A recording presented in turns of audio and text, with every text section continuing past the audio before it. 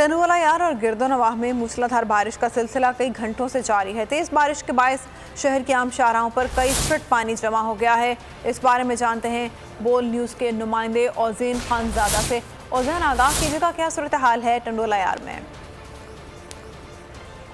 जी बिल्कुल, टंडोला यार समेत शहर के गिरदो नवाह में जो है मूसलाधार बारिश का सिलसिला जारी है, जिसके बायस निज़ाम ज़िंदगी मफलूज होकर रह गई है। शाहराहें और रहायशी कॉलोनियों में जो है बरसाती पानी जमा हो गया है। इस वक्त सूरत हाल ये है कि मैं हैदराबाद से मीरपुर खास को मिलाने वाले मेन रोड पर मौजूद हूँ। यहाँ मुकम्मल तौर पर ज़ेर आब आ गई है। इसी तरह चंबड़ रोड, बुकेरा रोड, मीरवा रोड समेत दीगर इलाकों में दीगर अहम शाहराहें जिन पर बरसाती पानी मौजूद है।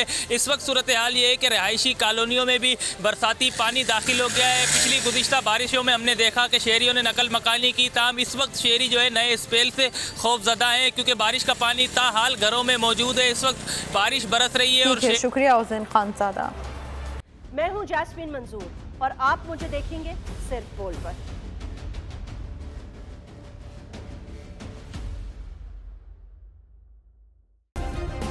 सब्सक्राइब करें और बेल दबाएं ताकि कोई खबर रह न जाए।